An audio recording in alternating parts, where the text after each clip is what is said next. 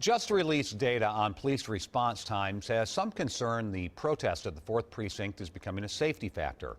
Members of Black Lives Matter have occupied the space outside of the police station for 18 days now.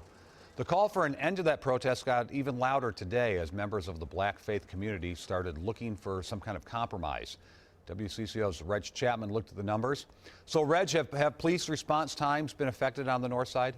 They really have, Frank. Police say calls for violent crimes in progress saw a 16% slowdown. That's a 52-second longer response time for the most serious crimes. The slowdown in complaints from neighbors have members of the faith community calling for protesters to regroup and rethink their occupation. A portion of Plymouth Avenue is closed to traffic. From James to Newton Avenue, all you see is the camp where Black Lives Matter has occupied the 4th Precinct for more than 2 weeks. People cannot even access the bus properly. They're not being able to allowed to get access to their homes and move to and fro freely. And so it's creating congestion, not to mention the blight in the neighborhood with the graffiti.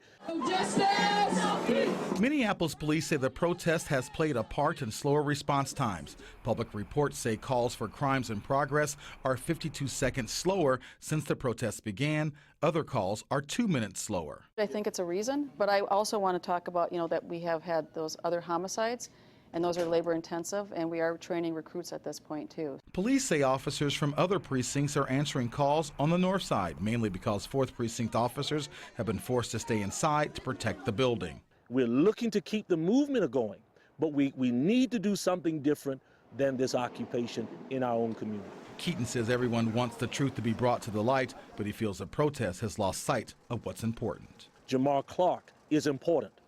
The actual response and the justice system as it relates to this is important. But equally important is the resident that lives there, the man and the woman that lives there that's dealing with this occupation. They are equally important, and we have to be able to find a medium. Now, members of the black faith community are meeting right now at Fellowship Missionary Baptist Church. They're hoping to come up with a plan to continue the movement without the occupation of the neighborhood. They will also discuss how to clean up the area. Now, some say that won't be so easy because Black Lives Matter keeps saying it's not going anywhere, Frank. Well, maybe we'll have something to update at 10. We'll see. Thank you, Reg. 2 men charged in the shooting near the 4th Precinct are out of jail tonight.